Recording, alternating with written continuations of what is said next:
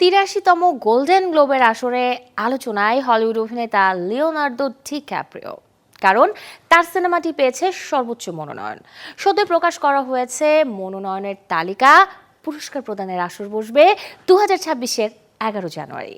গেল সেপ্টেম্বরে মুক্তির পর থেকেই যেমন আলোচনায় লিওনার্দো ডিক্যাপ্রিওর ছবি ওয়ান ব্যাটল আফটার অ্যানাদার, তেমনি গোল্ডেন গ্লোবের ৮৩তম আসরে সর্বোচ্চ 9 বিভাগে মনোনীত হয়ে খবরের শিরোনামে এখন পল থমাস অ্যান্ডারসন পরিচালিত এই সিনেমাটি।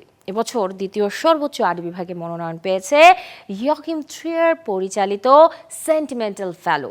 তৃতীয় সর্বোচ্চ 6 বিভাগে মনোনীত সিনেমা দুটি, রায়ান কগলার পরিচালিত সিনার্স এবং ক্লোয়ে ঝাও পরিচালিত হ্যামলেট। এছাড়াও চতুর্থ সর্বোচ্চ 5 বিভাগে মনোনয়ন পেয়েছে ওয়েট ফর গুড এবং ফ্রাঙ্কস্টাইন। সবকটি ছবি 2025-এ মুক্তির পর যেমন পেয়েছে দর্শকপ্রিয়তা, তেমনি ছিল আলোচনায়।